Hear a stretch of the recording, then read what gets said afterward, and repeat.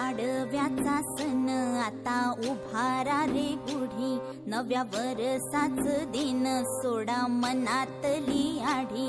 गेलं साली गेली आढी, आता पाडवा